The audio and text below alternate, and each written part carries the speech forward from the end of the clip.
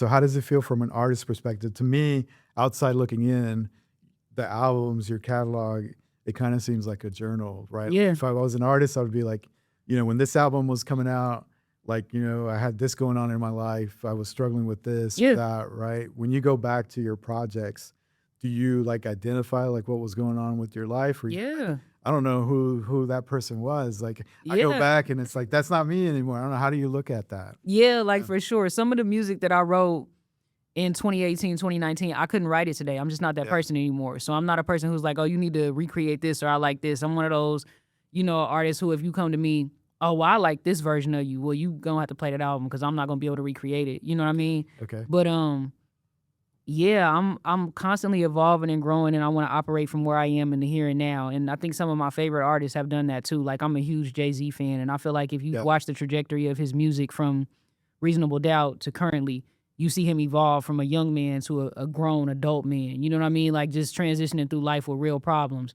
So it's like, I feel like that's how it's supposed to be whenever you make real art. Like, how are Yeah. you growing and evolving in that? And some people just aren't because by nature, music may not be your calling, you just opting in because it's something easy to do.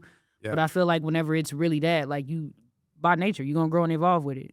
And I feel like that's limited, right? If you think about the artists that are able to do that, like Jay-Z, maybe Nas. Yeah, I don't know, it feels kind of weird to say J. Cole's kind of an older artist, but yeah. compared to some of the other guys, But him too. If you go to Friday, like, what was that? The Come Up. If you go from the Come Up to now, I Yeah. think you see him evolve as a man. Like, I got into his podcast series. I think it was Inevitable.